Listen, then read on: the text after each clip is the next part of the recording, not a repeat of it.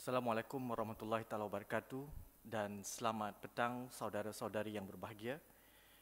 Terima kasih kerana hadir dalam sesi kuliah Bustan ataupun Public Lecture Series anjuran Taman Warisan Melayu Singapura dan Jabatan Pengajian Melayu Universiti Nasional Singapura. Terima kasih sekali lagi kerana dapat bersama pada petang Sabtu ini dalam acara yang julung-julung kali dilakukan pada tahun ini yang menyambung kuliah Bustan. Setelah dimaklumkan bahawa saya harus menyampaikan terima kasih kepada pihak MHC, khasnya kepada saudara Jamal sebagai pengurus koordinator program ini yang telah bertungkus lumus mahu menjayakan rencana ini, juga termasuk pembicara kita hari ini iaitu Dr. Muhammad Qusairi bin Taha atas kesudian beliau untuk menjayakan program ini. Saya Dr. Azhar Ibrahim sebagai konvenor dan moderator siri ini dengan berbangga dan berbesar hati menyambut kehadiran tuan-puan dalam dunia maya menonton acara ini.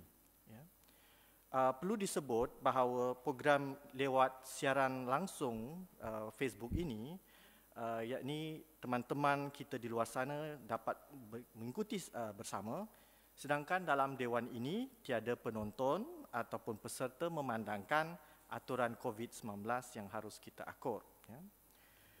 Tuan-tuan, sebelum saya mulakan memperkenal Doktor atau Ustaz Muhammad Qusairi dengan nama akrabnya yang sering saya panggil, izinkan sedikit menyentuh berkenaan dengan judul ataupun topik yang mahu kita bicarakan hari ini, berkenaan dengan kiai atau tuan guru yang sebenarnya kita maklum menjadi tokoh agamawan yang sering disebut di rantau ini disegani kerana ilmu dan kewarakan dan karisma mereka.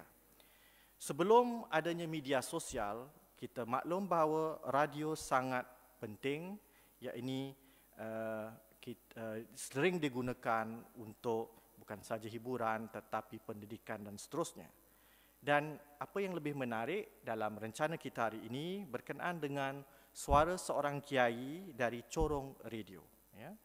Dari radio, bagi mereka yang telah berpengalaman lalu, teringat dengan suara-suara seperti Ustaz Daud Ali, Ustaz Osman Jantan, Ustaz Abdillah Al-Jufri, dan tentu juga ada yang masih teringat dengan seorang kiai dari Indonesia yang terkenal iaitu Kiai Zainuddin MZ. Tokoh-tokoh ini telah meninggalkan kita beberapa karya tetapi kita masih lagi dapat mengingati mereka. Termasuk hari ini, seorang tokoh yang tidak kalah pentingnya yakni Kiai Ahmad Sonhaji, sosok yang akan nanti dibicarakan oleh Dr. Muhammad Qusairi bin Taha. Dari corong radio, Kiai Sonhaji telah beramal bakti dengan kepada pendengar khususnya di Singapura dalam menyampaikan tafsir dalam ruangan agama dari radio Melayu Singapura.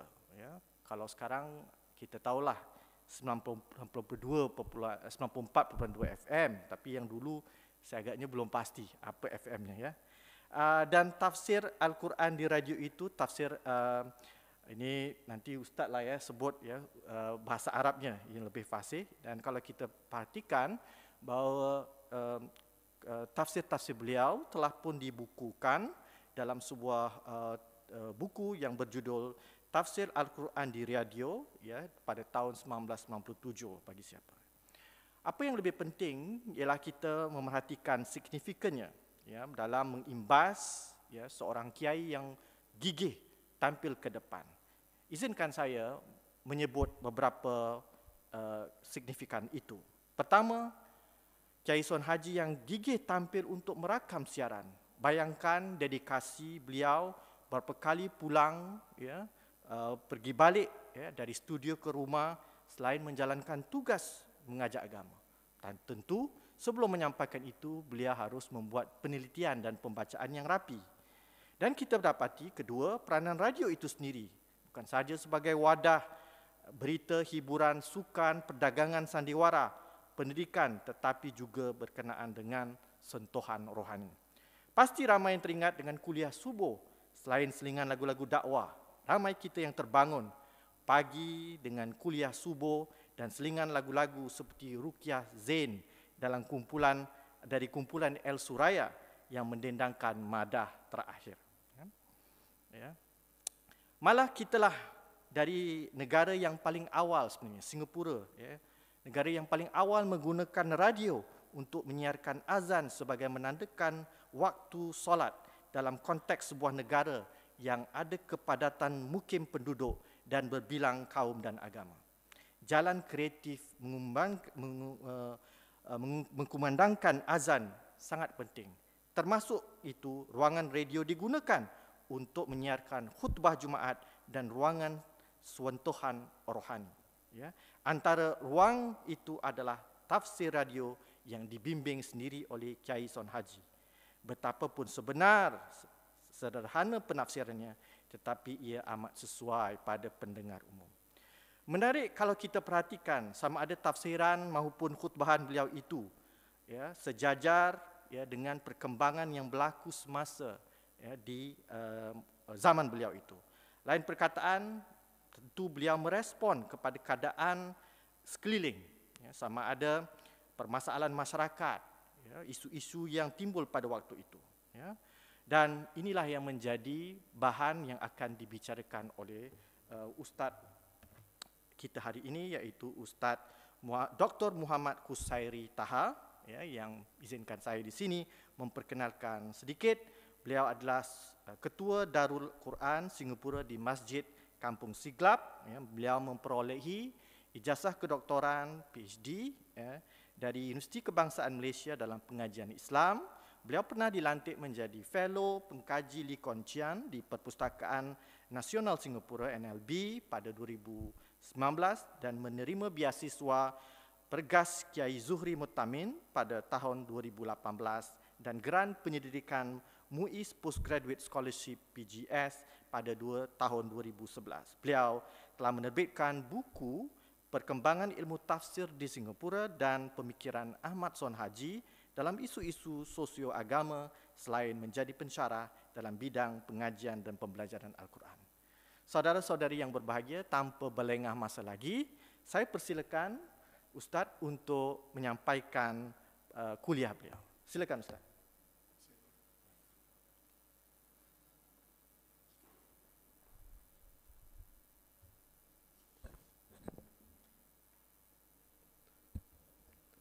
Assalamualaikum warahmatullahi wabarakatuh.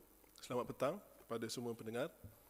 Terima kasih kepada pihak penganjur, MHC dan juga moderator iaitu Dr. Azhar Ibrahim. InsyaAllah pada petang yang berbahagia ini saya akan berkongsi tajuk yang diberikan kepada saya, iaitu membicara Kiai di radio, membicara Son Haji dan karya-karyanya. Okay. Saya kira kebanyakan daripada pendengar mungkin mengenali Ustaz Ahmad Son Haji ini kan, kerana beliau telah mengadakan program di radio sejak sekian lama ya. Jadi apa yang akan saya kongsikan pada petang ini pertama sekali adalah biografi beliau. Siapa sebenarnya Ustaz Ahmad Son Haji ini? Kemudian apakah pencapaian-pencapaian beliau yang signifikan kan? Selain daripada itu, kita juga akan menelusuri karya-karya beliau, karya-karya yang mungkin telah dikaji oleh pengkaji sebelum ini dan juga mungkin karya-karya yang masih terpendam, yang perlukan dilihat, dikaji semula. Okay. Saya sedang membuka slide ini. Okey, alhamdulillah. Okey. Saya kira anda boleh melihat gambar Ustaz Son Haji ya. Ini gambar yang rare sedikit kerana biasanya gambar yang tertera itu okey. Jadi ini satu gambar yang ada di buku tafsirnya bersongkok. Satu lagi gambar yang beliau sedang berlibur ya, daripada keluarga santai. Okey. Jadi beliau ini sebenarnya lahir pada tahun 1922 di Pengging, Surakarta, Indonesia. pada tahun 1927. 27 keluarganya berpindah ke Singapura. Jadi beliau pada ketika kecilnya telah berhijrah ke Singapura lah. Kan. Okay. Ibunya adalah keturunan bangsawan Jawa, keraton. Ya. Radin Ummu Salamah. Okay. Kemudian bapanya pula adalah seorang penuntut pengajian agama, pernah belajar di banyak pesantren di kawasan Indonesia. Kan. Kerana biografi beliau ini telah ditulis oleh beberapa pengkaji awal, antaranya Nurman Suratman dalam Menyonsong Arus, kemudian Dr. Zulkifli Muhammad Yusof dalam kajian beliau. Dan antara yang lain, contohnya Aliza Yunus juga menulis biografi beliau.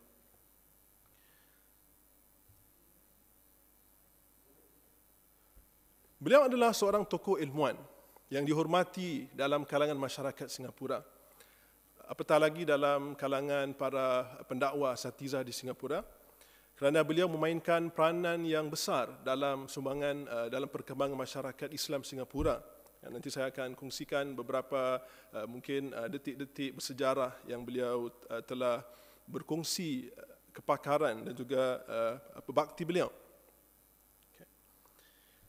Karya-karya beliau ini pada pandangan saya adalah suatu peninggalan yang berharga, suatu khazanah yang menggambarkan pemikiran dan juga keilmuan yang merupakan rujukan berbentuk lokal. Kita sering berkata bahawa kita harus contextualize dalam pemahaman agama dan sebagainya. Jadi beliau adalah seorang tokoh yang boleh dijadikan sebagai contoh. Ya. Beliau juga adalah seorang karyawan pasca perpisahan di antara Singapura dengan Malaysia. Kerana kalau kita ingat pada setelah Singapura berpisah daripada Malaysia pada tahun 65, ya, ramai karyawan kita termasuk P. Ramlee berhijrah ke Kuala Lumpur. Antaranya lagi Abdullah Basami juga beliau ada menghasilkan tafsiran Al-Quran juga. Tetapi beliau kekal tinggal di Singapura. Kan? Jadi naratif-naratif yang beliau tulis itu saya kira naratif baru, kan? Dokumentasi masyarakat Singapura pada masa itu. Dan memang masyarakat memerlukan seorang tokoh agamawan yang dapat membantu dan juga memandu masyarakat menjadi suatu bangsa yang maju, yang baru. Kita kata mengharungi fasa-fasa penting. Kalau itu masa itu memang belum, kalau dalam bahasa Inggerisnya uncertainties, kita boleh make it atau tidak, kan? Ekonomi kita stable atau tidak dan sebagainya. Seperti hari ini kita berhadapan dengan COVID ini, ya. Jadi suasananya boleh kita apresiasi mungkin. Maknanya dalam suasana di mana kita menghadapi situasi ekonomi dan sebagainya. Jadi mungkin kita dapat menghargai lebih sedikit. Saya pun ketika buat kajian ini belum COVID masa itu. Jadi mungkin belum rasa. Tapi ini baca kembali, jadi ada kesinambungan sedikitlah. Ya. Mungkin sama-sama kita mendapat manfaat daripadanya. Ya. Dan saya namakan beliau sebagai selebriti di radio. Ya. Kalau sekarang ini ada ustaz selebriti, terutama di Malaysia, ya. Ustaz selebriti di Malaysia ataupun di Facebook. Ya. Jadi pada masa itu radio ni macam Facebook lah. Facebook belum ada lagi. Jadi beliau sering keluar ke radio itu sejak tahun 1999. Dan kalau kita telusuri sejarahnya, beliau di radio itu lebih 20 tahun, ya. Kerana beliau menyelesaikan penulisan tafsir Abdul Athir ini, bahasa Arabnya tafsir Abdul Athir. Abdul Athir ini melalui corong radio, terjemahannya. Ya. Jadi selama 25 tahun, gigih menghasilkan bahan penting ini. Ya. Dan nama program di radio itu namanya Pancaragam. Pancaragam biasanya muzik, kan? Tapi ini Pancaragam Tafsir Al-Quran yang diudarakan setiap hari Khamis malam selama saya kira lama, ya. Pada tahun 77, 78, 79 itu kalau kita buka akhbar berita harian itu setiap minggu ada iklannya, kan? Jadi pada pandangan saya bahawa berlangsungnya program ini sekian lama, kan, secara konsisten menunjukkan sokongan dan juga penerimaan masyarakat Islam Singapura terhadap pelajaran tafsir yang beliau sampaikan oleh Ustaz Son Haji ini. Ya. Itu dapatan awal saya lah. Dan beliau boleh dikategorikan sebagai mufassir moden kerana memang zaman moden beliau ini, kan, mufassir moden. Dan beliau agak konsisten dalam menyampaikan teks-teks tafsir kajiannya itu melalui radio dan kemudian beliau bukukan. Jadi ini satu pencapaian yang luar biasa ya, tidak ramai di kalangan, mungkin di Singapura ingat saya hanya beliau lah satu-satunya yang dapat selesai. Ada mungkin pengaji-pengaji yang lain, sebagai contoh Ustaz Abdillah, beliau mungkin hampir separuh. Kemudian ada beberapa ustaz lain seperti yang disebutkan oleh doktor tadi, contohnya Ustaz Osman Jantan dan sebagainya, itu ada mungkin 1-2 juz yang dia dapat hasilkan. Tetapi yang dapat menghasilkan 30 juz ini, saya kira di Malaysia juga pada zaman yang sama tidak ada. Yang ada pada zaman lebih awal. Contohnya tafsir Nurul Ihsan kan. Itu mungkin belum melalui zaman kita kata pasca ataupun post perpisahan itu. Jadi beliaulah seorang tokoh yang saya dapati. Cara penyampaian beliau yang agak sederhana ya, bersifat sederhana, akomodatif, dalam menafsirkan ayat-ayat Al-Quran sesuai dengan konteks Singapura dan berjaya menarik minat masyarakat Islam Singapura untuk memahami Al-Quran, di samping tidak menerima tentangan daripada pihak-pihak yang berkenaan, sebagai contoh pihak pemerintah yang pada masa itu menekankan kesatuan bangsa, kemodenan dan juga pendidikan, kerana kita baru saja berpisah daripada Malaysia pada masa itu. Jadi ini adalah kronologi sedikit, kronologi tentang antara titik-titik pencapaian penting dalam kerjaya dan karya beliau.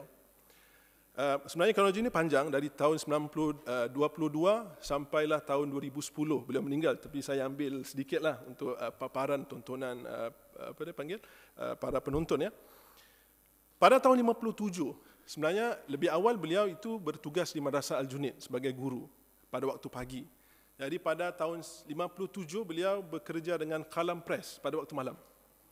Bersama-sama dengan Abdullah Basami, bersama-sama dengan siapa itu? Ahmad Lutfi ya. Ahmad Lutfi ini pemilik Qalam Press itu. Jadi mereka berinteraksi lama ya. Setelah beliau berkecimpung dalam bidang penulisan di Qalam Press itu, banyak hasil yang dihasilkan. Mungkin kerana competition dengan contoh yang lain-lain ya. Kerana beliau dengan Abdullah Basami itu sempat bekerja di Qalam Press selama 7 tahun.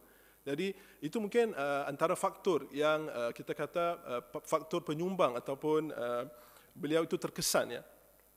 Kemudian pada masa tahun yang sama, beliau mengasaskan Pergas bersama anggota-anggota yang lain. Pergas ini Persatuan Ulama Islam Singapura, masih sampai hari ini masih ada. Kemudian pada 58, beliau menjadi ahli jawatan kuasa pendidikan agama Islam, Kementerian Pelajaran Singapura, mewakili Pergas ya, bagi menghasilkan buku-buku teks yang digunakan di sekolah-sekolah di Singapura pada masa itu masih ada lagi.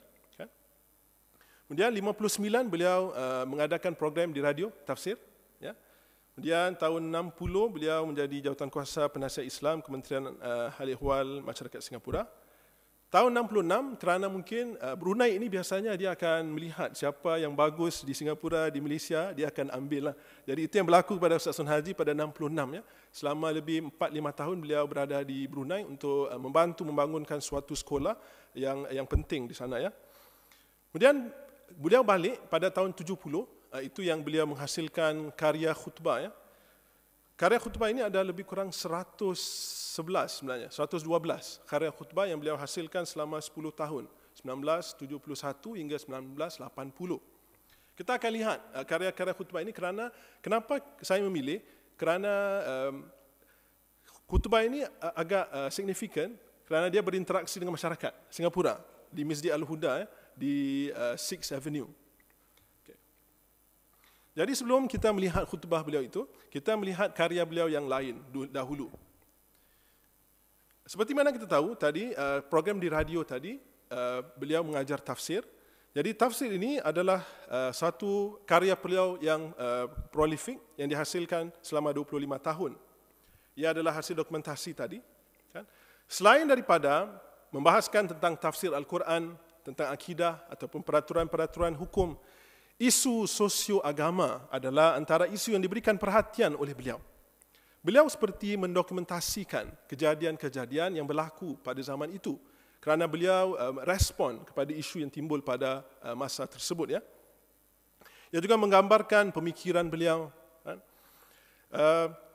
Selain itu, tafsir ini adalah suatu yang relevan untuk dilihat semula ya. Kerana dia memberikan perhatian kepada memahami Al-Quran dengan mengambil konteks lokal, Kan? Selain daripada itu, ia mengelakkan daripada terjadinya salah faham Al-Quran. Ya. Tafsir beliau ini telah dikaji oleh seorang pengkaji lebih awal, Dr. Muhammad Zulkifli Muhammad Yusof. Okay. So beliau mendapati, beliau adalah seorang profesor di universiti sekarang, adalah ketua jabatan. Ya. Beliau mengkaji Sun Haji dan karya tafsir beliau.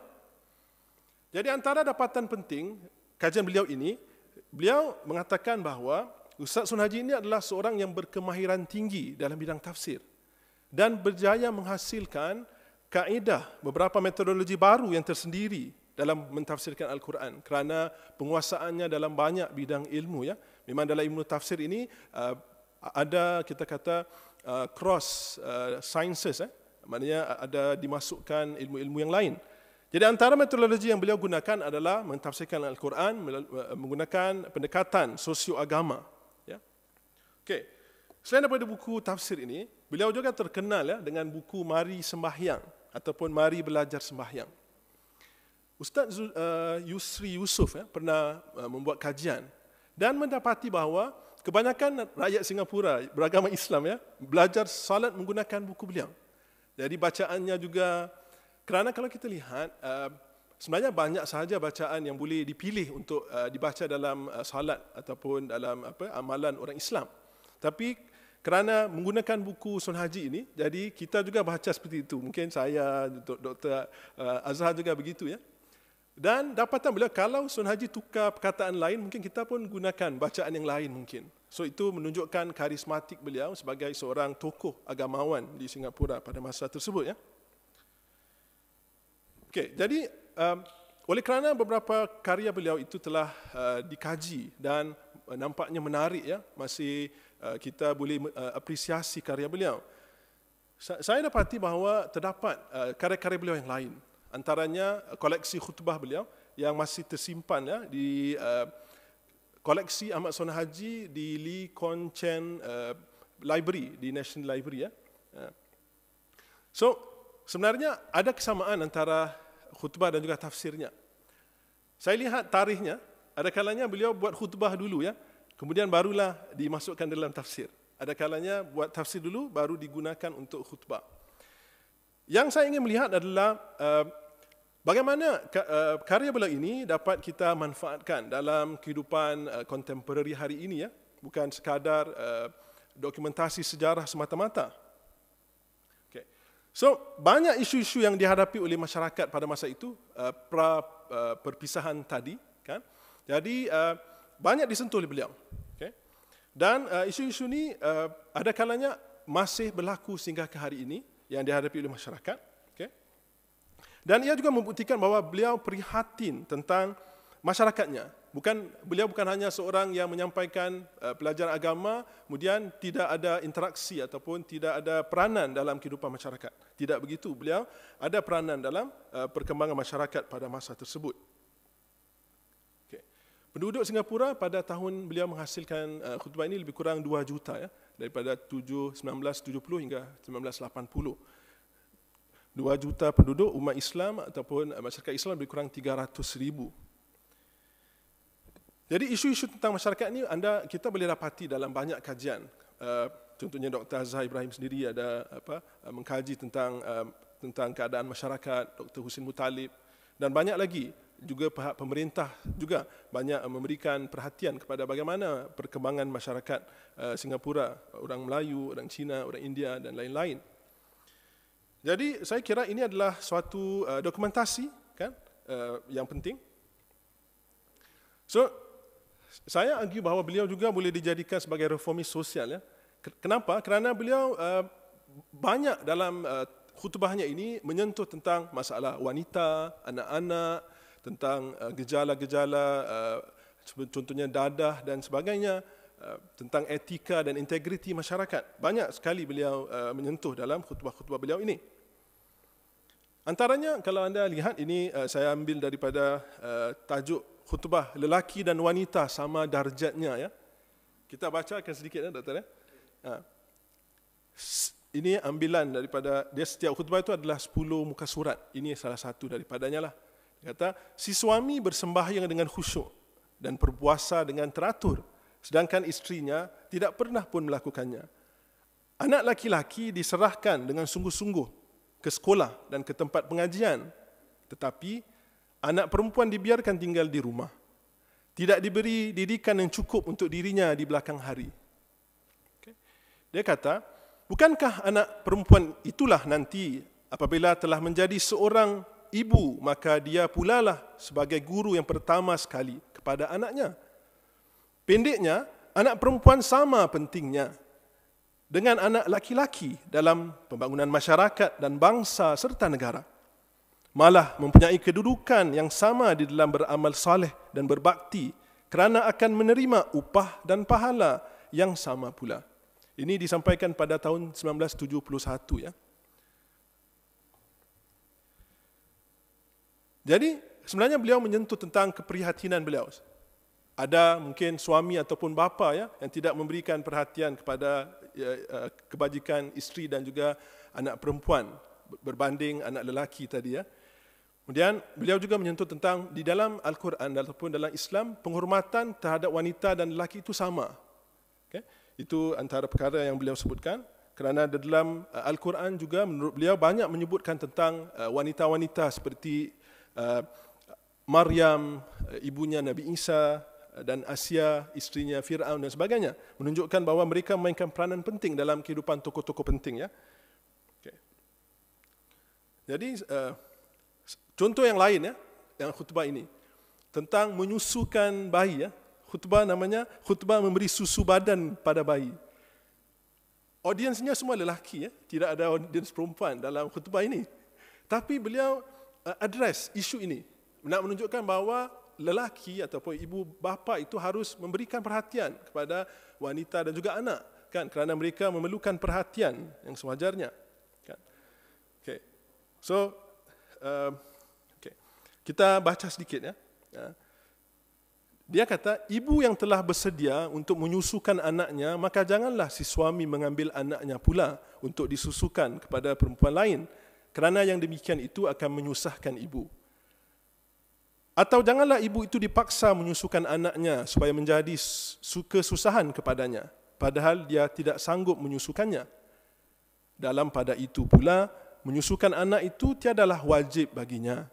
Begitu pula ayah anak itu. Janganlah dibebankan dengan meletakkan anaknya kepadanya, padahal anak itu perlu disusui oleh ibunya, sehingga menyusahkan ke atas dirinya dan diri anak kanak-kanak itu. Walhasil, salah seorang dari kedua ibu bapa itu janganlah saling sakit menyakiti dan susah menyusahkan akan anak mereka. Bahkan hendaklah kedua-duanya bertanggungjawab di atas kehidupannya. So ini dia menitik beratkan tentang perkembangan anak ya dalam khutbah Jumaat. Ini adalah suatu kepentingan sosial pada masa tersebut ya. Okey. Jadi saya ulas sedikit. Kalau kita lihat khutbah ini membincangkan tentang memberikan susu kepada bayi merupakan suatu makanan asas, terutama bayi yang lahir ya. Maknanya dia membincangkan tentang kepentingan memberi susu ibu kan. Kita hari ini bincang tentang makanan yang terbaik kepada bayi ialah susu ibu ya. Jadi beliau address perkara itu dalam khutbah beliau kepada kaum lelaki ya. Selain daripada menyentuh tentang kewajipan dan keharmonian rumah tangga. So, ia tidak berhenti di situ. Saya dapati bahawa tentang keharmonian rumah tangga ini, tentang isu penceraian, ya, beliau sentuh banyak. Sekurang-kurangnya ada 3-4 khutbah yang beliau sentuh tentang perkara ini. Kerana memang melalui statistik pada masa itu penceraian agak tinggi dalam Singapura, ya. Jadi beliau address isu ini untuk memberikan pendidikan dan juga memberikan panduan kepada terutama masyarakat Islam Singapura pada masa itu. Kita ambil satu khutbah ini, kemudian kita ambil topik yang lain. Kan? Ini berkaitan dengan wanita dan juga anak. Ya. Jadi isu penceraian beliau kata, sesungguhnya sangatlah aibnya sesebuah rumah tangga yang dibina atas dasar permainan. Suami isteri yang kerap bercerai disebabkan pertengkaran yang kecil, tetapi kemudiannya rujuk dengan melakukan yang demikian itu berkali-kali. Sesungguhnya telah mempermainkan pembinaan rumah tangga mereka. Kerana bercerai itu berarti meruntuhkannya dan rujuk berarti membinanya. Jika berulang kali berlaku keruntuhan rumah tangga, bukan hanya keduanya sahaja yang akan menderita, tetapi kesannya akan juga sangat buruk terhadap kehidupan anak-anak mereka. Baik dalam belaan dan asuhan maupun dalam didikan dan pelajaran. Okay. Bahkan ia juga mengganggu pertumbuhan jiwa kanak-kanak yang baik, yang selalu mengharapkan kasih sayang dari kedua ibu bapanya. Itulah sebabnya Tuhan membataskan bercerai hanya setakat 2 kali sahaja. Bila bercerai pada kali ketiga, tidak boleh rujuk semula kecuali dengan syarat yang ketat. Namun demikian, rujuk juga ada gunanya dan hikmahnya. Okey, ini saya kira antara khutbah-khutbah beliau yang mungkin masih tersimpan dan mungkin boleh dijadikan panduan dalam isu yang kita hadapi pada hari ini. Okey. Jadi memang kalau kita lihat laporan bancian pada masa tersebut itu agak tinggi ya. Ada peningkatan lebih 100% di antara tahun 70 hingga tahun 80. Kan kalau anda lihat statistiknya dalam slide saya itu ya. Jadi beliau ini kita kata memberi address ataupun memberi penekanan kepada isu yang memang meruncing dalam masyarakat pada masa itu. Okay. So ini berkaitan dengan jati diri pula. Jati diri ataupun kita kata etika dan akhlak lah. Dia kata masyarakat kita ni tak sepatutnya berputus asa ya. Mungkin pekerjaan masa itu susah, sekarang pun susah juga ya. Saya dapat laporan terkini ya, menunjukkan bahawa jumlah pengangguran meningkat ya pada tahun ini kerana COVID ya. Jadi tentunya ia suatu cabaran yang besar. Jadi pada masa itu juga sebagai masyarakat menghadapi situasi yang sama. Jadi beliau dalam khutbahnya mengata kita tidak boleh berputus asa. Kita harus berusaha bersungguh-sungguh ya kerana kemuliaan seseorang itu terletak pada usahanya. Jadi itu yang beliau address dalam ini. Kata janganlah kita mengambil dadah, meminum arak dan melakukan perkara-perkara yang tidak baik ini. Saya kira anda boleh baca di skrin anda. Jadi saya teruskan. Okay, ini antara isu yang beliau sentuh. Kemudian ada juga isu tentang jurang sosial. Ya. Ada beberapa khutbah berkaitan beliau ini. Dia kata orang yang berpelajaran antaranya tidak harus memandang orang yang pekerjaannya rendah kerana mereka saling perlu memerlukan. Okay? Kalau yang ini pula dia kata orang miskin tidak boleh iri hati dengan orang kaya. Kerana dia kata itu memang sunnah alam ataupun Tuhan memang menciptakan alam begitu, ada yang senang, ada yang susah. Yang rajin banyaklah gajinya, yang malas kuranglah. Jadi dia kata tidak perlu adanya iri hati dan juga memandang rendah. Jadi beliau address memang isu-isu yang berlaku pada masa tersebut. Okay. Selain daripada itu, kan, ada isu-isu integriti ataupun amanah dan juga kita kata amanah lah. Memang kalau saya lihat pada masa tersebut, laporan akhbar banyak melaporkan tentang pecah amanah macam menggunting dalam lipatan dan sebagainya kerap digunakan. Mungkin masyarakat kita masih baru pada masa tersebut agaknya, mungkin kita belum pandai buat bisnes agaknya. Jadi banyaklah syarikat-syarikat yang lungkup pada masa itu, melungkup beliau ya. Tapi dikata antaranya ialah kerana amanah orang yang menguruskannya. Kita lihat yang ini. Dia kata, tetapi bagaimana pula dengan keadaan setengah umat Islam sekarang ini? Mereka telah mengabaikan sifat amanah ini. Akhirnya telah menyia-nyiakannya. Di sana sini mereka cuba mendirikan syarikat kerjasama, tetapi di sebalik itu terdapat setengah daripada ahlinya mencari kepentingan diri sendiri hingga hilang kejujurannya, menggunting dalam lipatan. Berlakulah pecah amanah, maka terpaksalah syarikat itu dibubar dan diadakan pula yayasan mengumpul modal-modal. Terkumpullah wang beribu-ribu ringgit dan mulalah mereka berbagai projek dirancangkan.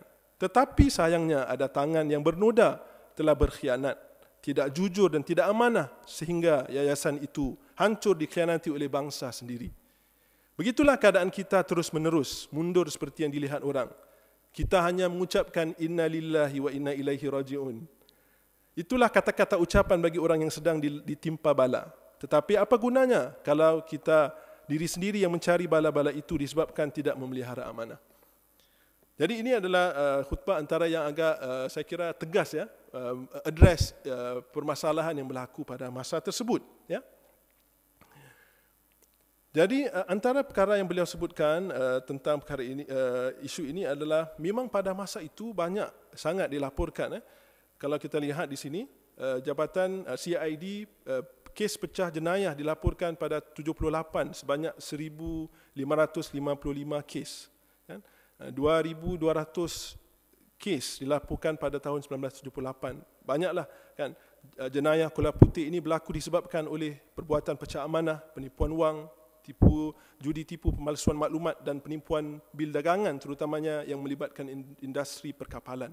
Jadi ini laporan berita lah.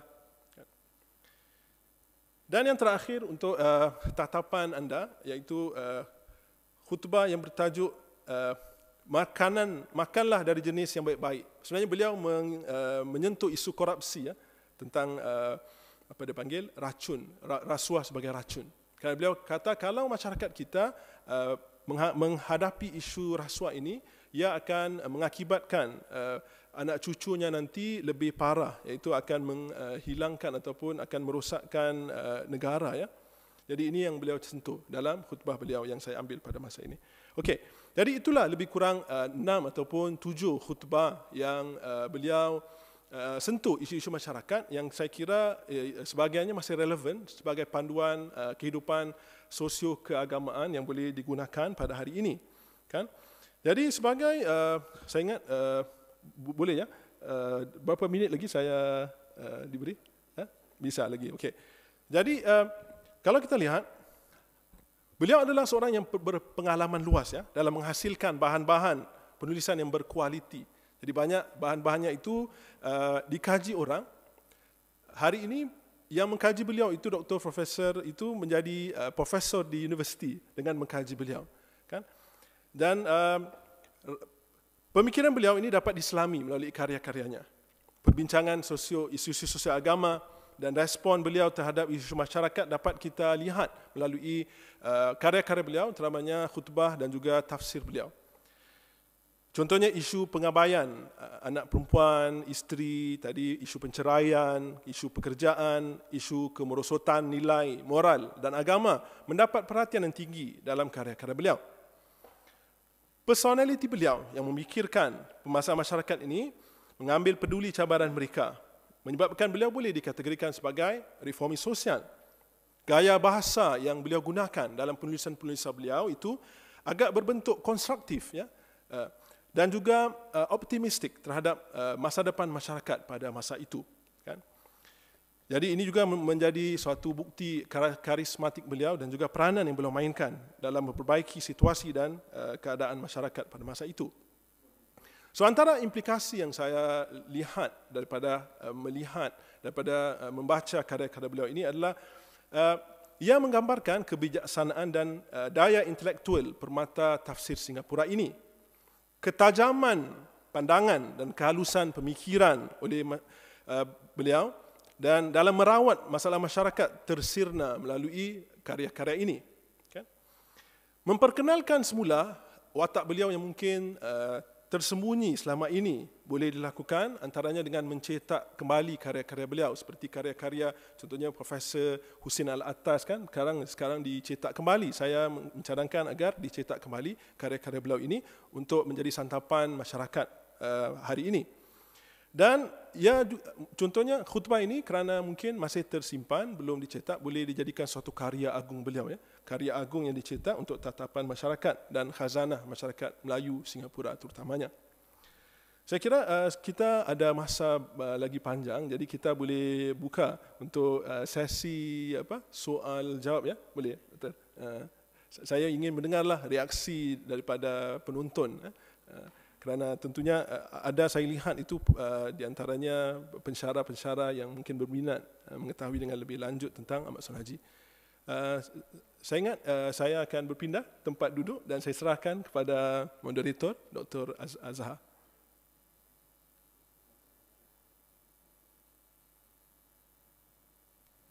Ya, terima kasih Ustaz ya, satu paparan yang luar biasa ya, sekaligus membawa kita menghargai wacana ya, Islam setempat, ya, kita selalu sebut tentang kontekstualisasi, ya, sering ya, diajukan. Ya. Tapi kalau sendiri kita belum melihat bagaimana leluhur yang terdulu ya, menghasilkan karya, kemudian juga terus berwacana, gigih menulis, gigih mengajar. Ya. Dan contoh-contoh dari yang tadi Ustaz sebut itu berkenaan dengan bagaimana mensejajarkan ya, ajaran agama dengan konteks keperluan semasa. Ya. Jadi sebenarnya ini saya setuju tadi harus malahan buku yang saya sebutkan tadi, buku yang terbitan Kuala Lumpur tu saya cari ya, tak ketemu ya. Jadi mungkin penerbit kecil ya saya rasa. Jadi moga-moga ke depan ya kita ada pencetak ya, penerbit yang mahu menghasilkan ini ya, siri. Juga saya rasa ada beberapa buku-buku lama juga ya, ustaz-ustaz yang pernah berbakti berjasa dalam masyarakat kita yang karyanya sudah tak diketemukan ya. Jadi mana tahu ya, Pergas ke Muiz ke ya, ataupun masjid-masjid yang mempunyai pendanaan yang banyak mungkin boleh dapat bergerak ke arah situ ya. Baik, sebelum saya rasa ada soalan-soalan dari teman-teman lewat ini, kerana maklum ya, kalau kita perhatikan perlu ingat ya para penonton sekalian bahawa ini pun adalah gerak kerja kita yang pertama menggunakan Facebook dan secara live ya. Apapun, kalaupun tidak kita belum bertanyakan, ada soalan yang ditampilkan lewat Facebook ya, mungkin saya bertanyakan dulu ya. Apa yang menyebabkan Ustaz tertarik untuk mengkaji Ustaz Son Haji, Kiai Son Haji kita ini? Ya, mungkin Ustaz. Okay, saya kira soalan daripada Dr. Azhar itu sangat penting kan, kenapa saya ataupun kenapa Ustaz Son Haji menjadi bahan kajian. Sebenarnya ketika saya melakukan kajian awal, ketika buat master dahulu, mencari bahan-bahan tafsir ataupun perkembangan pengajian dan penulisan tafsir di Singapura, saya dapati antara bahan yang paling banyak sekali bahan Ustaz Ahmad Son Haji berbanding yang lain-lain. Mungkin kalau kedua Ustaz Abdillah. Kerana Ustaz Abdillah mungkin kerana umur beliau tidak sempat untuk menyelesaikan.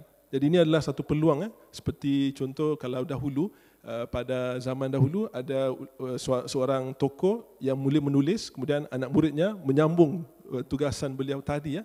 Jadi mungkin Ustaz Abdillah juga satu peluang. Tapi melihat Ustaz Son Haji itu terlalu banyak sangat karyanya. Jadi tidak dapat contohnya dipindahkan perhatian. Contoh ke Ustaz Abdillah, saya asalnya melihat Ustaz Abdillah ni suatu tokoh yang mungkin ramai belum diperkenalkan kerana saya dapati belum ada kajian pada peringkat PhD atau sebagainya yang mengkaji Ustaz Abdillah. Tapi kerana bahan Ustaz Son Haji ini terlalu banyak, jadi itu antara faktor yang menyebabkan saya membuat keputusan untuk melihat apakah karya-karya beliau yang signifikan, yang ada manfaatnya, yang boleh kita cungkil kembali. Okay? Itu antara pertama sekali lah. Kemudian bila asalnya saya tidak tahu yang khutbah ini tersimpan di National Library ya. Asalnya. Jadi ketika buat keputusan untuk mengkaji Son Haji ini, saya berbincang dengan beberapa pengkaji yang lain. Bila mereka dengar Ahmad Son Haji, mereka kata Son Haji lah, begitu. Dan saya dapati bahawa minat bukan hanya orang Singapura saja, orang Malaysia juga melihat Son Haji sebagai seorang tokoh agamawan yang agak kita kata berkarisma. Jadi mereka ingin mengetahui lebih lanjut lah. Jadi saya buat keputusan untuk melihat. Dan sebelum beliau meninggal pada tahun 2010, beliau ada mendermakan semua koleksi beliau itu ke National Library yang terdetak di Bugis ini. Ya. Jadi bila lihat itu ada ratusan manuskrip yang didermakan. Ya, beliau baru seorang saja, belum yang lain. Saya fikir ini baru seorang. Jadi kalau ada ramai lagi tokoh-tokoh itu, maknanya kita ada khazanah yang berharga yang boleh kita cungkil kembali ya. Jadi bila melihat itu dalam archive di tingkat 13 ya di National Library itu, dapati bahawa rupanya ada khutbah tulisan tangan beliau yang menarik. Saya lihat ini asalnya ingatkan bahasa Arab, tetapi sebenarnya dia Jawi, Jawi, tulisan Jawi ya. Ya. Tulisannya cantik ya. Ya. Nama khatnya khat Rik'a namanya. Yang tarik-tarik itu. Jadi kalau anda lihat dari dalam gambar itu kan ada apa ni diberikan contoh ya. So jadi bila saya membaca, jadi excited. Jadi bila baca satu khutbah saja, saya teringat-ingat berapa lama. Maksud saya belum buat decision untuk lihat khutbah. Saya ingat lihat apa bahan-bahan karya beliau yang banyak. Jadi bila melihat khutbah ini, satu khutbah saya teringat lama. Khutbah kedua pun teringat lagi. Jadi saya kira ini menarik ini. Kerana kita kan kalau dengar khutbah, nanti petang sudah lupa. Contoh kan, kadang-kadang saya sendiri menyampaikan khutbah, kadang-kadang kerana mungkin tajuknya tidak menarik, jadi kita mungkin sudah salat, sudah habis. Tapi saya melihat, saya membacanya agak lain kan. Maknanya perspektif beliau itu membuatkan kita berfikir dan agak lama. Ini kesan contohnya kalau saya baca Syed Hussein Alatas. Kesannya begitu juga. Orang-orang lama tulisannya mungkin kerana dia meletakkan hatinya agaknya. Jadi bila orang baca itu orang terkesan ya, jadi lama. Jadi saya melihat rupanya banyak tajuk-tajuk yang menarik ya. Ada 112 tajuk. Ya, bayangkan. Jadi saya buat keputusan untuk buat kajian tentang khutbah beliau yang saya kira ada sebahagiannya kesamaan dengan tafsir beliau, tapi ada yang tidak ada. Begitu ya. Menarik ya. Itu nanti memerlukan saya rasa penelitian yang lebih khusus ya, membuat perbandingan antara khutbah beliau dengan tafsiran beliau ya. Ustaz, adakah pernah Ustaz bertemu secara pribadi dengan almarhum Kiai? Ya. Okey, saya pernah bertemu beliau dahulu. Masa tu beliau mungkin saya pernah belajar di Masjid Al-Junaid, tapi masa tu beliau sudah retire. Jadi beliau retire pada awal tahun 80-an. Saya baru lahir tahun 80 ya. Jadi bila saya masuk sekolah beliau dah retire lah. Jadi saya biasa kadang-kadang beliau datang untuk majlis ya, begitu. Kemudian saya pun pernah ke rumah beliau kerana cucunya kawan saya. Jadi masa tu beliau sudah berumur kan. Jadi tapi interaksi saya beliau itu lebih kepada seorang menghormati, masa tu belum lagi pengkaji lagi lah. Agak itulah. Bayangkan kalau ya waktu itu ya, kadang-kadang kita ketemukan tokoh-tokoh besar ya, kita hanya sekadar berkenalan ya, kadang-kadang kita terlepas seperti pengalaman saya dengan Cikgu Masuri ya, sapaan, teguran, tetapi tidak pernah dapat duduk bersama dan dapat bicara dengan tokoh-tokoh besar ini ya. Namun begitu, usaha Ustaz ini untuk menggali karya-karya daripada para ulama setempat saya rasa agak baik ya, harus diteruskan ya. Khasnya asatizah muda kita ni ya, yang sekarang berdepan dengan banyak cabaran. Baik, di sini ada satu soalan yang agak baik juga ditanya oleh saudari Aina ya. Bolehkah karya-karya seperti karya Son Haji dimain di radio kita pada masa kita? Ini kita bukan wakil radio ya. Mungkin apa agaknya Ustaz kalau nak jawab itu? Rasanya boleh tak diputar balik ya? Bagaimana Ustaz? Pandangan saya ya, saya agak optimis. Ya. Saya kira ada banyak wadah hari ini. Contohnya Facebook ini ya. Ini adalah satu wadah yang bagus kalau dapat dikembalikan karya-karya beliau yang asal. Sebenarnya ada bukan hanya buku, ada CD juga. Saya ada keluarganya menghadiahkan kepada saya satu CD yang boleh mengajar. Ya, itu saya kira boleh diputarkan di Facebook sebagai contoh ya. Benar. Jadi dan sebenarnya dalam Ramadan yang lalu, kerana kita kan CB duduk di rumah kan, jadi saya membaca karya beliau di Facebook. Saya menyampaikan di Facebook dan ternyata ada yang berminat. Ya. Dan saya sendiri mendapat motivasi dan juga masukan-masukan yang menarik, terutama ketika CB itu duduk di rumah kan, dengan mendeklimasikan kembali khutbah beliau di Facebook. Ada lebih kurang 14 sesi masa itu. Okay. Jadi sebenarnya boleh dikembalikan. Ada banyak wadah yang boleh. Tidak semestinya radio ya, tetapi media sosial yang lebih terbuka hari ini. Baik, dari saudara Zinurin ya, ada di sini. Adakah karya-karya Son Haji diedarkan, disebarkan di luar Singapura? Jikalau iya, bagaimana tahap pengedarannya? Wah, ini orang mana ni? Orang perpustakaan lah ni. Ya, orang heritage lah ni ya. yang tanya soalan-soalan seperti ini. Ya, Silakan. Zin ya. Ya, Zin. Ya. Saya kira kalau pada masa beliau berkarya, karyanya sampai jauh ya, sampai orang Indonesia juga kenal beliau kerana beliau berkawan dengan Hamka. Sebenarnya Hamka dan beliau sezaman ya. Pernah bertemu, malahan memulakan tafsir tahun 59 itu sama dengan Hamka, tahun yang sama. Ya. Mereka bermula pun saya kira satu surah An-Nur, satu surah Mu'minun, bersebelah-sebelahan. Tidak ada yang mula daripada Al-Baqarah atau belakang. Ya, itu saya kira mereka berkawan. Jadi beliau sering berkenal dan di Malaysia juga karya beliau tersebar luas di Malaysia. Mungkin itulah saya kalau buat perbandingan dengan Qalam ya, Qalam majalah Qalam itu kan tersebar. Jadi Ustaz Osman Haji company yang sama ya, bertugas di company yang sama. Jadi di Malaysia mengenali beliau. Kan? Bagaimana Ustaz ada pernah lihat tulisan-tulisan almarhum dalam majalah Qalam? Sudah Ustaz perhatikan? Ya, saya alhamdulillah bertemu ya. Asalnya saya ingat dia hanya pada panggil administrator sebab dia bekerja di Al-Qalam tu sebagai di pihak administrasi pada masa awalnya. Saya dapati ada contohnya artikel-artikel yang ditulis oleh Ustaz Osman Haji di dalam Qalam itu sendiri. Kan? Ada beberapa artikel kali yang saya jumpa. Dan kalau saya berinteraksi dengan mungkin pekaji-pekaji di Malaysia ya, mereka juga banyak menulis karya-karya tentang Ustaz Osman Haji ini. Kan? Jadi saya kira kalau di kawasan kita ini, Malaysia, Singapura ini tidak asing lah beliau ini. Kan? Kalau Qalam itu sampai ke Thailand katanya, jadi mungkin sampai ke Thailand bersama-sama lah. Begitu. Benar. Tapi kalau kita perhatikan sendiri, radio Singapura itu terpakai di banyak kepulauan Riau yang dekat-dekat. Malahan kalau kita tahu, waktu berbuka puasa di pulau-pulau kecil itu sebenarnya mengikuti Singapura. Ya, jadi Singapura memainkan peranan sangat penting ya di persekitaran pulau-pulau Riau yang kecil-kecil ini ya. Jadi pasti ya kuliah beliau ya tafsir beliau itu masuk lewat radio dan didengari oleh para pendengar dari Indonesia. Ini ada satu soalan, soalan ni. Sejauh manakah dapat kita menginterpretasi karya-karya beliau sebagai salah satu ideologi dominan ya, yang mencerminkan sosial budaya masyarakat pada ketika itu? Wah, ini soalan sosiologis ini. Silakan Ustaz. Ya. Okey.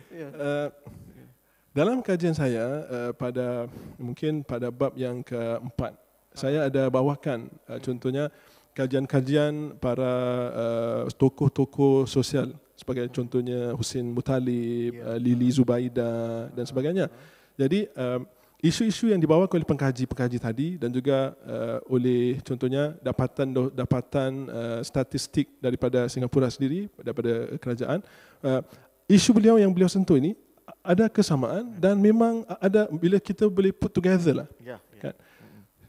Saya argue begini, contoh hari ini bila ada satu isu kan, kalau beberapa saintis dalam saintis sosiologi ataupun saintis bidang kedoktoran bekerja sama dengan ulama ya dalam mempresentasi sesuatu isu, saya kira itu lebih mantap ya.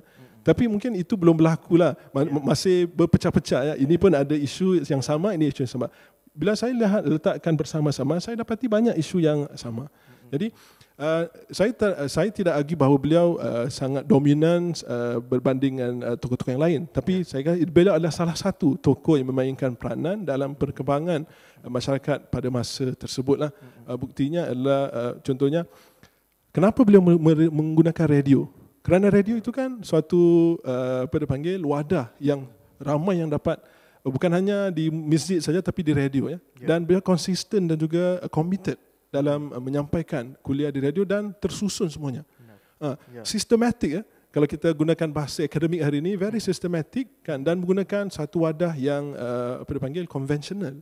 Jadi saya argue bahawa beliau boleh diangkat sebagai seorang tokoh yang sama martabat dengan tokoh-tokoh yang lain, pemikir yang lain kan, dengan melihat hasil karya beliau.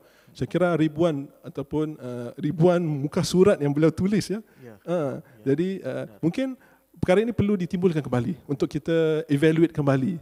Adakah benar beliau boleh diangkat sebagai seorang tokoh setara dengan tokoh-tokoh ilmuwan pemikir yang lain ataupun tidak? Ya, benar Ustaz. Okay. Malahan tadi paparan slide pertama Ustaz berkenaan dengan ujaran beliau tentang martabat wanita. Itu sangat menarik Itu terngiang-ngiang dengan sebenarnya rencana atau agenda yang dibawa oleh Kalam Press Ahmad Lutfi sendiri adalah seorang pengarang juga seorang boleh dipanggil seorang reformis sosial yang mengajukan tentang dipanggil dalam perkataan Inggerisnya emansipasi wanita di mana wanita harus diberdayakan, dibenarkan untuk dapat pendidikan, bekerja dan untuk membangun masyarakat dan keluarga mereka tentu Selain itu saya perhatikan juga dari karya beliau tu mungkin ada sisi-sisi yang reformis juga ada sisi-sisi yang tradisional Jadi ada dua gabungan di situ dia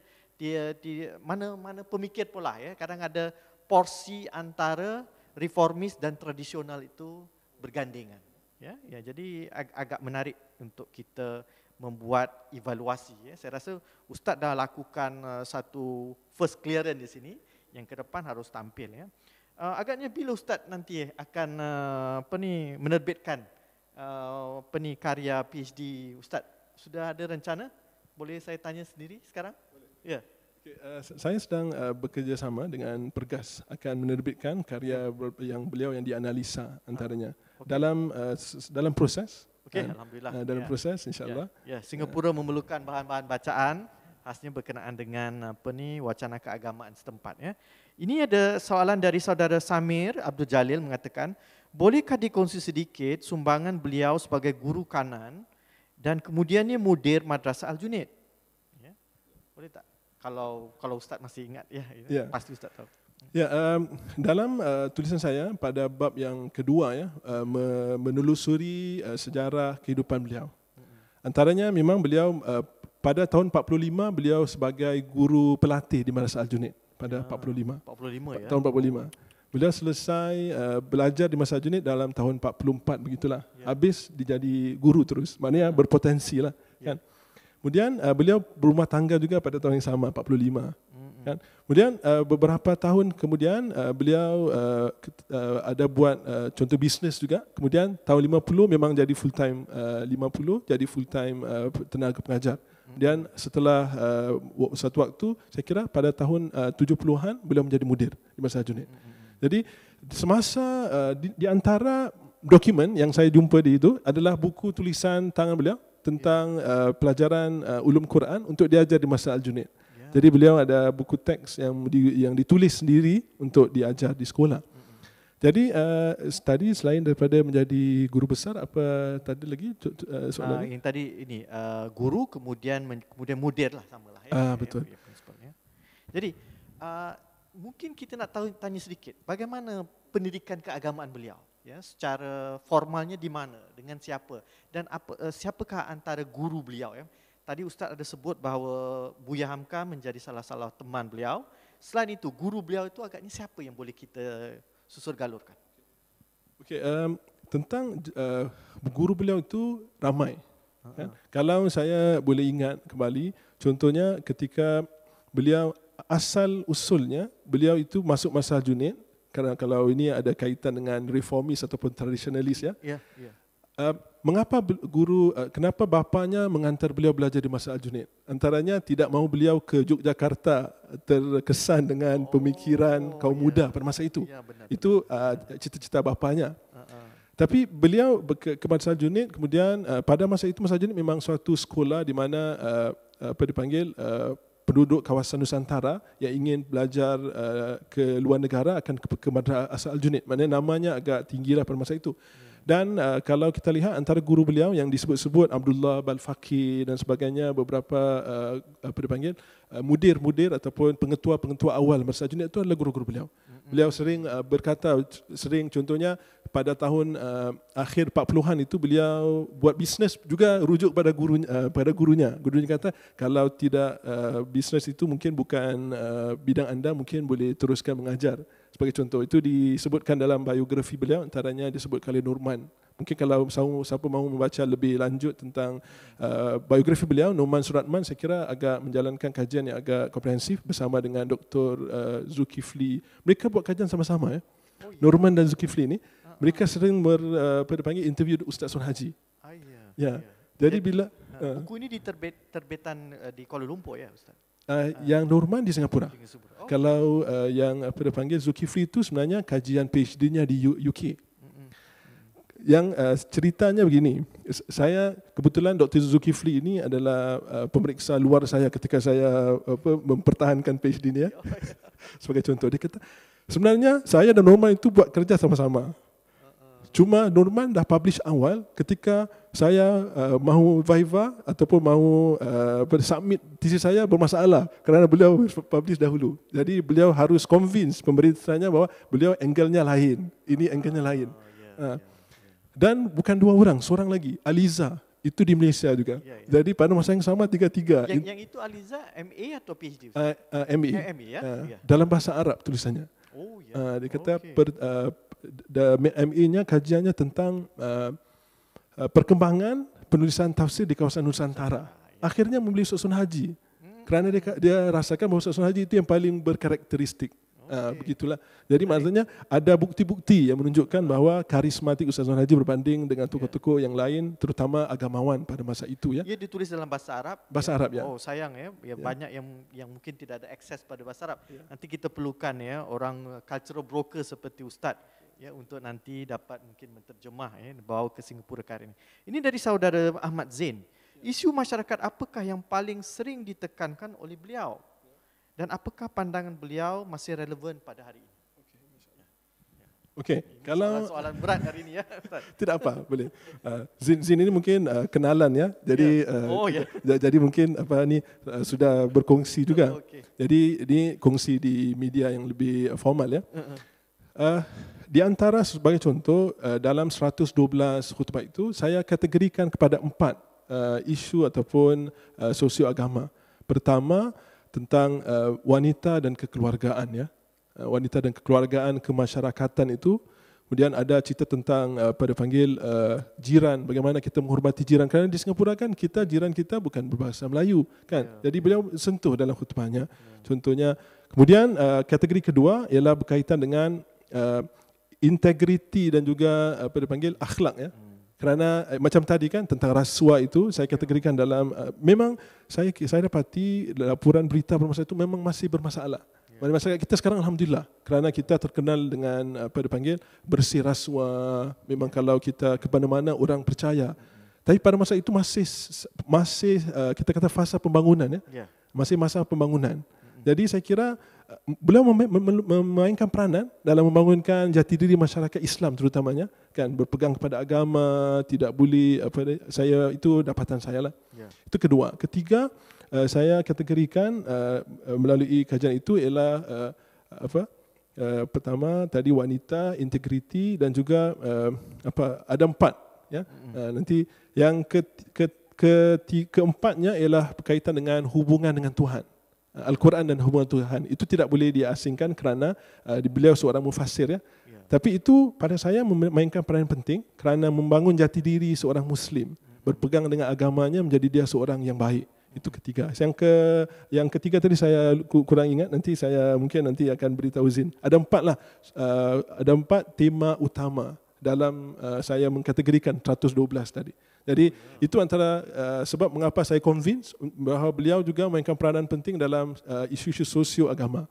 Kan? Kalau sebelum ini kan kita kata mufassir itu agamawan saja, tidak ada mungkin kurang kaitannya dengan sosio. Tapi saya argue bahawa beliau memainkan peranan yang signifikan kerana melalui karya-karya beliau banyak menyentuh tentang masalah masyarakat tadi.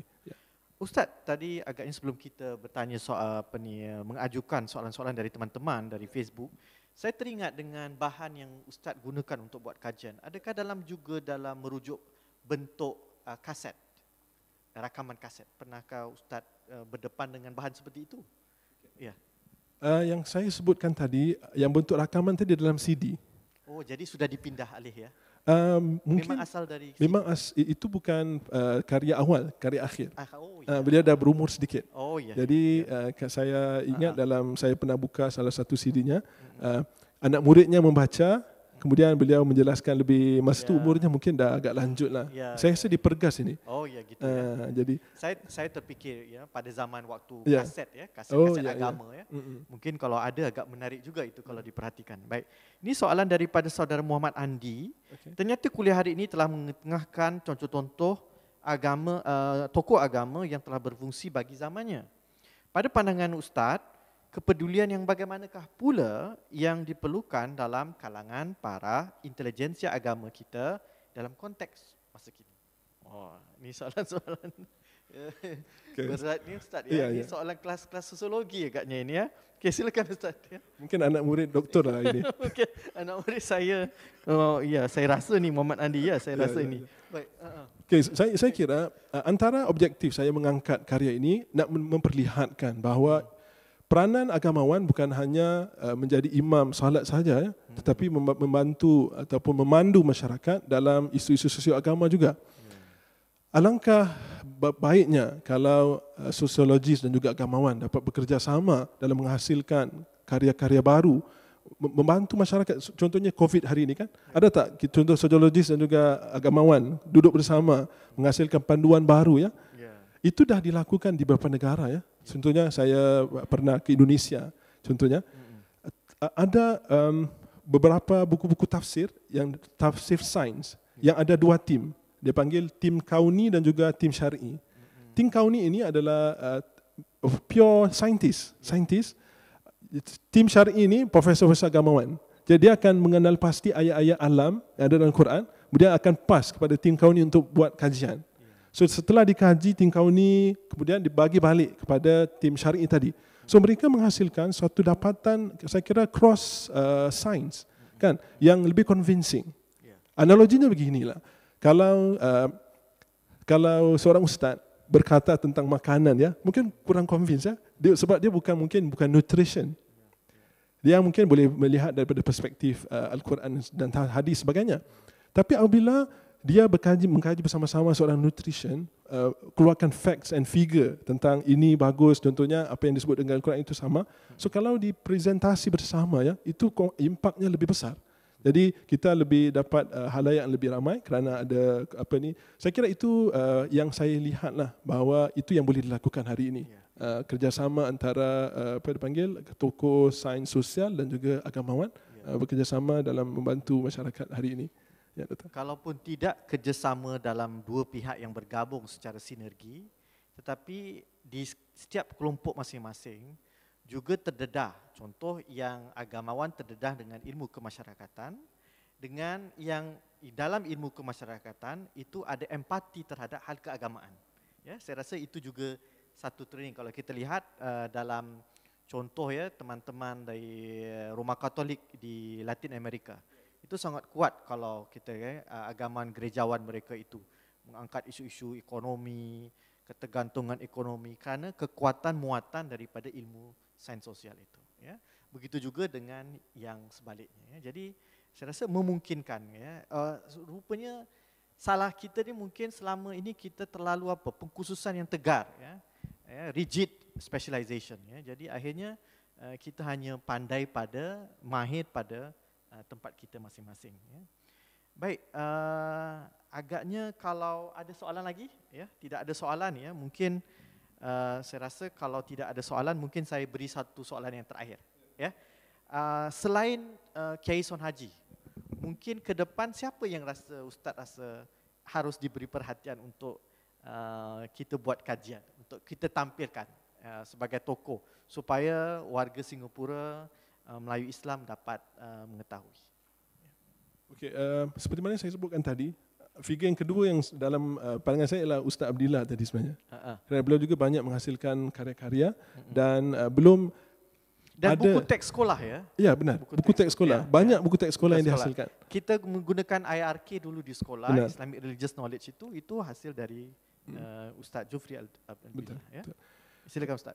Okey, saya melihat bahawa telah ada kajian-kajian awal menghimpunkan siapakah ulama Singapura, Saya kira kalau Pergas telah menghasilkan Ubur Ummah dah 3 volume ya. Mengumpulkan siapakah ulama-ulama yang telah berbakti. Tetapi yang saya lihat yang belum dibuat kajian adalah apakah analisa karya-karya mereka, pemikiran mereka, apakah contribution mereka yang signifikan dalam zaman mereka dan juga boleh dibawakan pada zaman ini. Selain daripada itu, saya kira Ustaz Abdillah antara orang yang saya aim untuk contohlah untuk teruskan, dan selain daripada itu mungkin ada banyak saya dapati doktor juga ada maklumkan bahawa kita ada banyak kitab-kitab ya sebagai contoh. Sama ada di Singapura ataupun di luar negara yang kepunyaan kita yang boleh kita teruskan pengkajian itu, dan saya kira itu satu bidang yang masih perlu dieksplor terutama oleh kita kata karyawan agamawan Singapura. Kerana culture ini mungkin di luar negara mungkin telah banyak ya. Benar. Contohnya, saya tak cakaplah kita ketinggalan, mungkin sedikit lah. Tapi sebenarnya kita boleh melihat apa yang mereka dah buat, kita fill in the gap. So contohlah, itu yang saya lihat yang peranan kita. Sebab kita Singapura ni laju sikit kan. Jadi saya ingat kita boleh identify mana gap-gap dalam kajian tokoh agamawan dan juga sosiologi yang boleh dibangunkan. Saya kira yang kalau sosiologi mungkin Dr. Hussein Alatas, Dr. Nakib dan sebagainya kan. So itu nama-nama besar lah. Mungkin ada juga nama-nama kecil yang belum juga dijumpa. Saya kira similar kan. Maknanya kita harus mencari juga nama-nama yang mungkin belum terkenal, boleh kita perkenalkan kembali. Itu satu nafas baru dan lebih refreshing lah. Kan? So saya kira saya harap perkongsian tentang Ustaz Ahmad Sunaji ini refresh kembali ya. Refresh kembali bukan hanya ingatan, bukan hanya memori, tapi pemikiran dan juga gagasan yang beliau sampaikan kepada masyarakat yang membuatkan kita berasa kuat dan juga bersemangat untuk bekerja, untuk hidup dalam keadaan yang lebih maju kan gitu. Akhirnya tadi yang seperti Ustaz sebut ya, Kiai menghasilkan sebuah tafsir yang cukup 30 juz ya, berbanding dengan teman-teman lain yang ya tidak berkesempatan untuk menghabiskan ya, menyelesaikan ya.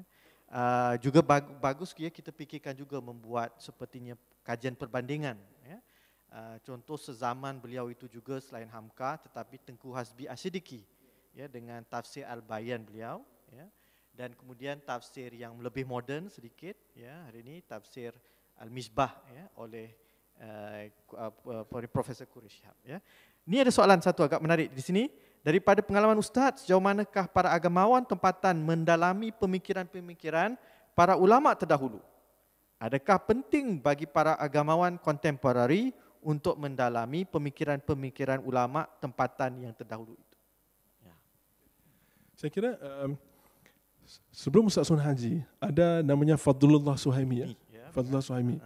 Itu awal tahun saya kira 1911 beliau telah menghasilkan buku tulisan beliau di Mesir ya.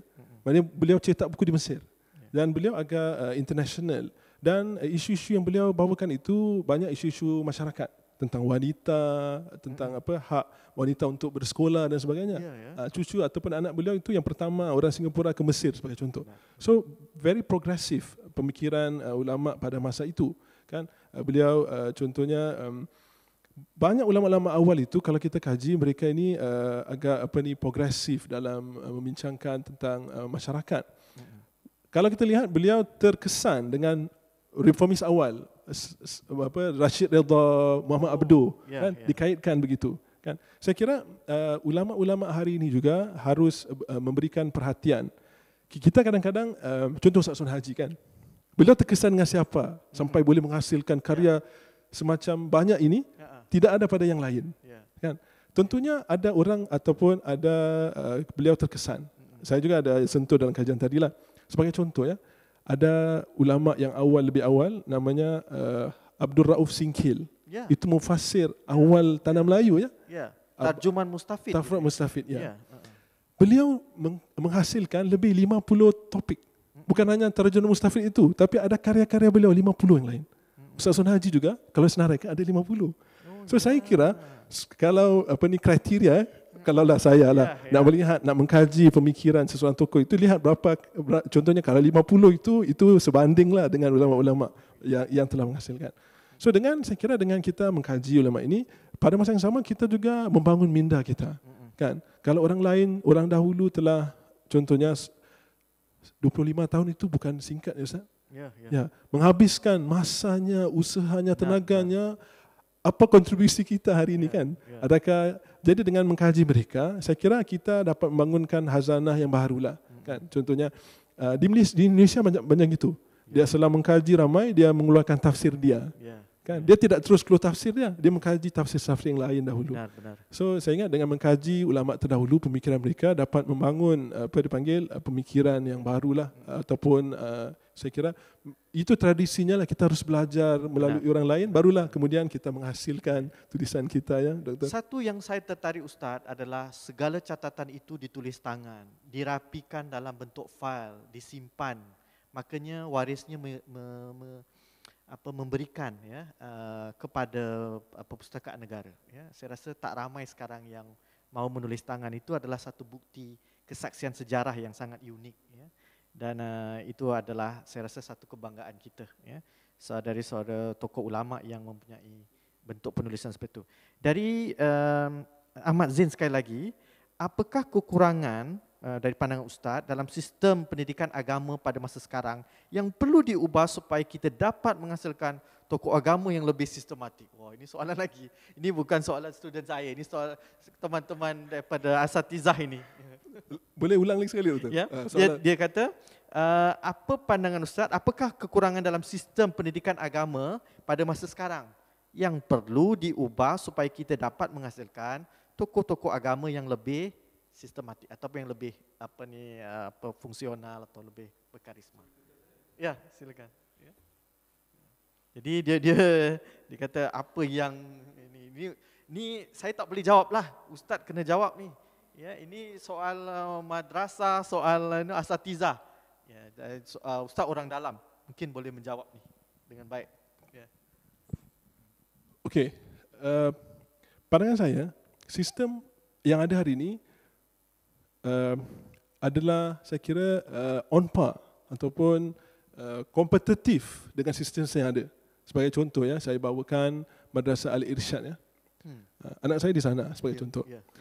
Ketika mau masuk itu sudah harus compete dengan 400 orang. Mau diambil 200 saja, tapi yang compete 400. Jadi anak ini dari kecil sudah competition. Kemudian masuk ke darjah 1 itu, kebanyakan kawan-kawannya dapat full mark itu biasa. Dan mereka very kompetitif, kan? Dan saya kira kita kata kebiasaan ini ataupun tradisi ini suatu yang baru, ataupun memang masyarakat kita di Singapura ini agak up to date, kompetitif. Walaupun pada tahun 90-an terdengar suara-suara bahawa kita ini tidak up to date, contoh pada madrasah itu tidak. Tapi ternyata hari ini pelajar madrasah boleh ke mana saja seiringan dengan pelajar-pelajar sekolah yang lain sebagai contoh, kan? Dan saya kira itu harus diteruskan. Malahan kalau kita lihat, kalau di Malaysia sebagai contoh, pelajar Singapura selalu dapat top sebagai contoh lah. Kenapa itu? Mungkin kerana sistem kita senantiasa mahu kita bagus, baik kan. Walaupun kalau lihat pelajar-pelajar di Mesir sebagai contoh ya, ibu bapanya mungkin kerja driver taksi, tapi anaknya belajar bersungguh-sungguh kan. Kemudian selesai dapat pekerjaan yang baik, kemudian dapat masuk ke bidang-bidang yang baru kan. Itu suatu bukti yang nyata bahawa anak-anak lulusan madrasah ataupun agamawan ini ada potensi yang sama, dan sistem madrasah kita yang sebahagiannya telah saya kira on par macam bahasa irsyad tadi kan saya sebutkan kan. Itu pelajar-pelajar irsyad juga pernah masuk ke banyak bidang dan tidak ada kita kata boleh melakukan perkara yang dilakukan oleh graduasi daripada pihak dipanggil sekolah sekular sebagai contoh. Jadi saya kira memang perlu ada peningkatan. Memang saya tidak nafikan, kita boleh melihat kembali mungkin ada bidang-bidang yang boleh kita bangunkan lebih, tapi secara umumnya saya kira kita sama-sama membangun gitu ya. Mungkin juga membina suasana wacana ya Islam yang lebih segar, lebih kritis ya di dalam sfera publik. Itu dapat memberi nilai tambah kepada sistem pendidikan Islam kita. Sebab sistem pendidikan tidak hidup secara sendiri. Dia bergerak secara organik dengan masyarakat. Jadi kalau di luar dalam masyarakat sfera publiknya, wacana agamanya terbangun, itu mau tidak mau ya, institusi pendidikan juga akan sama ikut. Itu yang saya perhatikan di Indonesia sebenarnya. Ya. Baik, ini satu soalan. Wah, ini dah mula hangat ni ya. Ya, saya dah sejuknya pula dalam dewan ini. Tapi kalau kita lihat ini adalah dari pengalaman Ustaz, sejauh manakah para agamawan tempatan mendalami pemikiran-pemikiran para ulama. Oh, ini sudah dijawab ya. Maaf, dari Nur Syarifika. Dari saudari Nur Hikmah, maaf. Mengapakah terdapat jurang dalam mengkaji atau menelaah tokoh-tokoh setempat seperti Ustaz Son Haji? Apa ada jurang? Kenapa agaknya tertinggal? Ya, Ustaz tampil sekarang, saya rasa saya tak pernah ketemu. Makanya saya terpanggil untuk mengundang dalam siri kuliah ini. Silakan Ustaz. Saya kira ini ada kaitan dengan sistem pendidikan. Ya. Okay. Saya kira kalau di Singapura ini kita tidak ada fakulti pengajian Islam lagi ya, peringkat postgraduate itu, mungkin insya-Allah pada masa akan datang akan sedang dirancang. Banyak contohnya tokoh-tokoh agamawan kita itu pergi keluar untuk menyambung, untuk contohnya nak mengkaji agamawan ni, saya ke Malaysia sebagai contoh, kan? Kerana saya dapati ada sebahagian profesor yang telah mengkaji karyawan-karyawan yang lain. Jadi saya belajar daripada mereka. Saya ke Indonesia sebagai contoh, bertemu dengan profesor-profesor bidang yang sama. Kita mendapat inspirasi daripada luar. Jadi saya kira mungkin tiba masanya untuk kita bekerjasama dengan institusi pengajian tinggi untuk melihat, untuk mengisi jurang-jurang inilah. Kan? Memang nak kata kita ketinggalan sedikitlah. Tapi peluang itu terbentang luas. Kita di Singapura ini segalanya possible. Mana kita boleh apa yang kita rancang, insya-Allah kita dapat dicapai. Cuma mungkin itulah kerana kebanyakan pelajar agama ketika selesai peringkat diploma ataupun O level telah pergi ke luar ya. Jadi dan saya dapati pun mungkin jumlah lulusan agamawan peringkat yang lebih, contohnya PhD itu masih belum ramai. Jadi mungkin ada bidang-bidang lain yang lebih kritikal untuk diberi perhatian ya. Tentunya ada contohnya kalau MUIS ataupun Pergas bila memberikan beasiswa kepada pengkaji, mungkin mereka ada tajuk yang memang penting untuk didahulukan. Jadi ikut prioritinya ada banyak perkara yang boleh kita senaraikan. Jadi kalau lebih ramai, ada lebih platformnya, mungkin kita boleh mengisi jurang ini dengan lebih cepat mungkin. Doktor. Juga satu pembudayaan yang mengambil masa, iaitu menghargai korpus sendiri. Ya kan? Saya rasa banyak kita terlatih dengan begitu juga ya, termasuk Ustaz ya. Orang belajar sastra, kadang-kadang yang dilihat sastra itu Anglo-Saxon saja. Dia tidak lihat sastra dari dunia rantau ini ya. Begitu juga yang kita dalam pengajian Islam ya, kita lihat dari Muslim Heartland ya, dari Asia Barat ya, sebagai walhal banyak korpus Islam yang terlahir selama 700 tahun semenjak proses Islamisasi ada ya, dan tidak tersambut dan tidak dikaji dengan agak baik.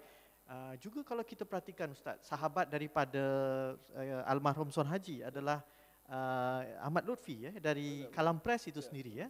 Kalam Press itu saya pernah ketemukan ya Ustaz, itu pun tesis dalam bentuk honors ya, oleh Adibah Amin tahun 56 di Universiti Melaya di Singapura. Sampai sekarang belum ketemukan lagi. Barulah tadi saya ingat lagi saudara Zain ini, dia nulis MA dia ya, tentang Kalam Press. Sedikitlah ya, tapi harus tampil orang yang mengkaji idea daripada Ahmad Lutfi sebagai contoh ya. Beliau juga bukan sastrawan ya, sekadar sastrawan tetapi juga seorang pemikir agama ya.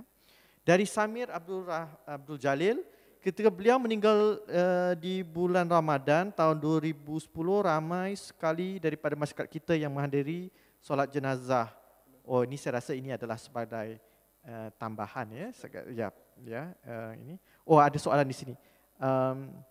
Dan mufti waktu itu Said Isa Smaid memimpin solat jenazah.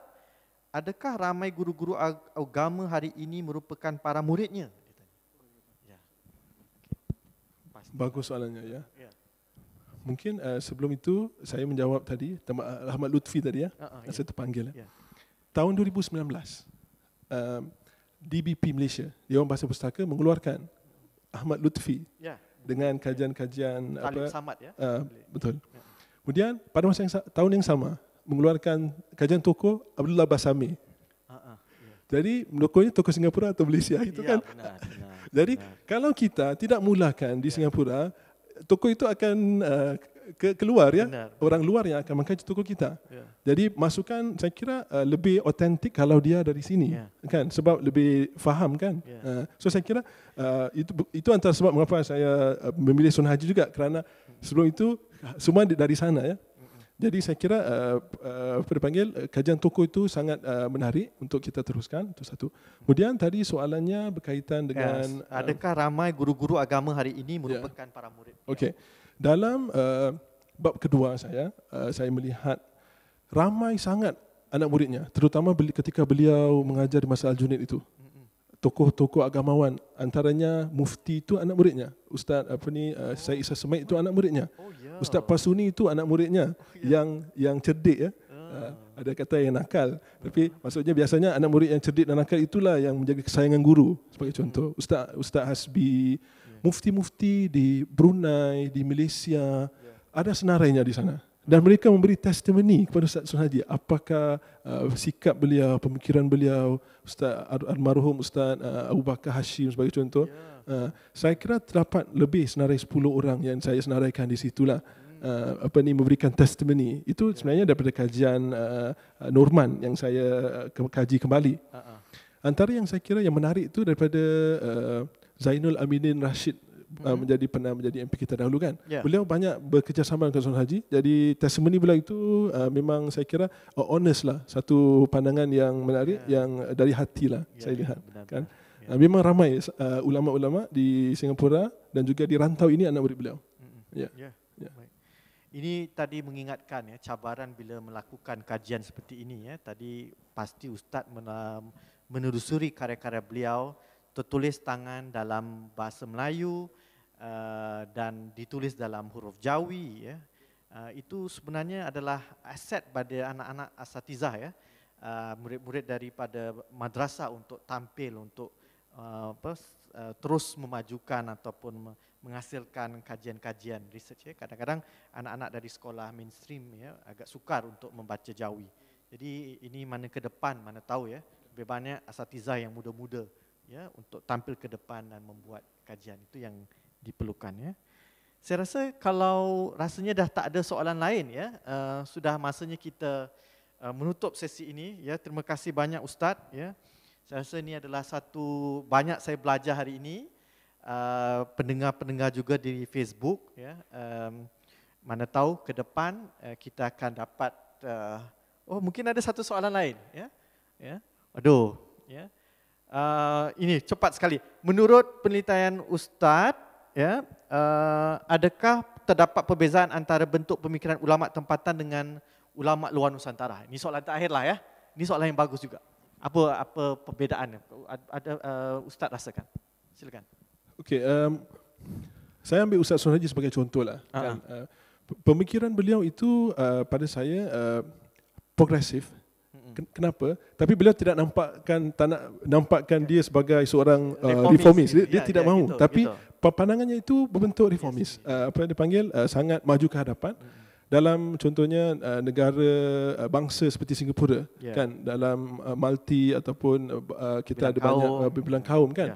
Pandangan-pandangan beliau itu sangat sesuai dan tidak mengguris mana-mana pihak pada masa itu. So, saya kira tidak seharusnya seorang ulama itu harus against mana-mana pihak pun. Memang kita dapati bahawa pemikiran sebahagian tokoh tafsir sebagai contoh Hamka pernah dipenjarakan. Siapa lagi pernah dipenjarakan?